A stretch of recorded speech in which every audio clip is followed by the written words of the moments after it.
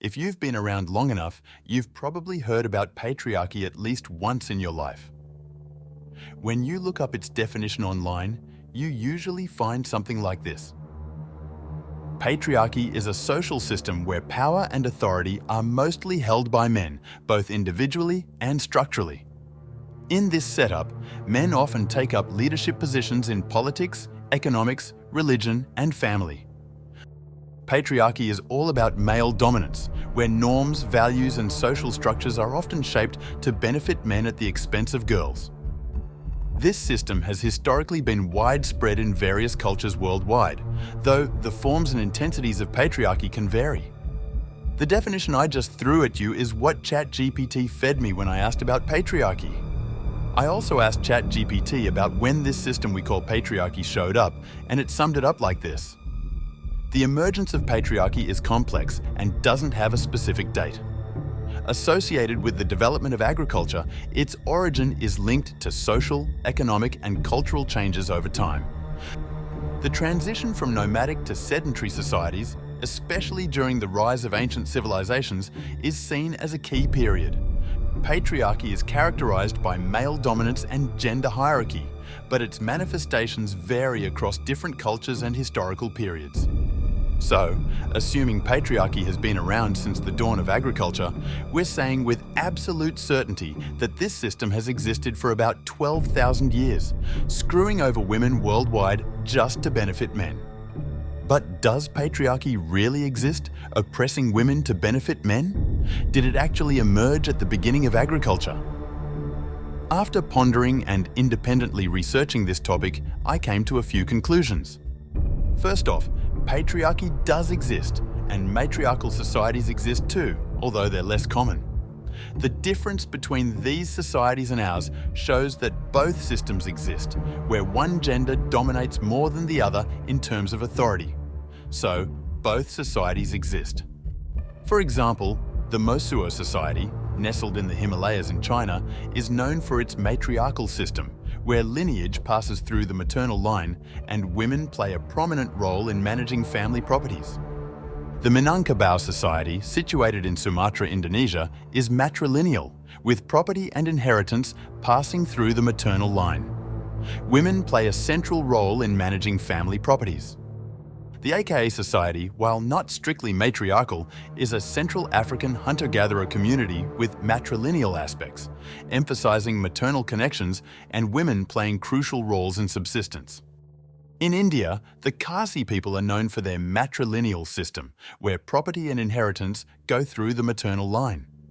Women play a significant role in family decision-making. My second conclusion is that there's a difference between patriarchy from a feminist perspective and patriarchy from ancient Greece, where the term originated. The literal meaning of patriarchy is rule of the father, coming from the Greek patriarchs, father of a race or chief of a race patriarch. Basically, in a patriarchal culture, the man takes responsibility and political, moral, and religious authority over women and children under his protection. Historically, the term patriarchy meant the autocratic rule of the head of a family. In other words, the main difference between feminist patriarchy and ancient Greek patriarchy is that the Greek definition doesn't mention the patriarchal system being designed to oppress women for the benefit of men. Nowadays, the term has been absorbed by feminists who view masculinity as a social problem, so the definition we study is the feminist one. The truth is that patriarchy is indeed a social system where power and authority are mostly held by men, both individually and structurally, while matriarchal society is the opposite of that. However, this hierarchy doesn't necessarily mean one gender oppresses the other, right? If that's the case, shouldn't we believe that matriarchy is also an oppressive system aiming to benefit women at the expense of men since they hold power, authority, and structure over men? It's a thought. My third conclusion after studying this topic extensively is that patriarchy didn't actually emerge at the beginning of agriculture, as most sources claim. It's a myth. I bet no one ever told you. And you probably haven't heard that both systems, whether patriarchy or matriarchy, also exist in the animal kingdom among primates, such as chimpanzees and bonobos. What's even more interesting is that humans are estimated to share around 98% to 99% of their DNA with chimpanzees and bonobos, the primates most genetically similar to us. In chimpanzee groups, the patriarchal society prevails, and social hierarchies are led by dominant males. Males compete for status, power, and access to resources, and groups often exhibit a more hierarchical social structure, with alliances among males to consolidate power. Aggression, including between males, is a common feature in dispute resolution and maintaining social order. In the matriarchal and matrilineal society of bonobos, groups are often led by females, and social relations are more cooperative and less hierarchical than observed in chimpanzees.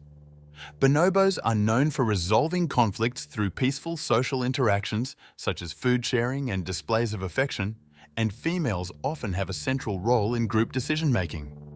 After this information, I pose 2 rhetorical questions for reflection.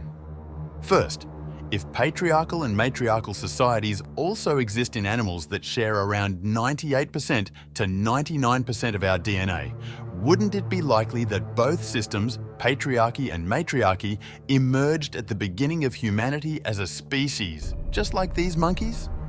They didn't develop agriculture, but that didn't stop them from establishing a patriarchal or matriarchal society in their respective species. Second question.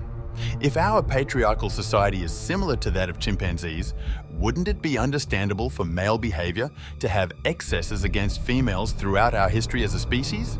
Think about it. For these and other reasons, because our patriarchal system is more aggressive than a matriarchal one, I understand why feminists and most people believe in patriarchy as an oppressive system. But we'll talk more about this in an upcoming video.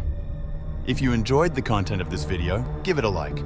Also, subscribe to our channel and hit the notifications to follow upcoming videos in this series.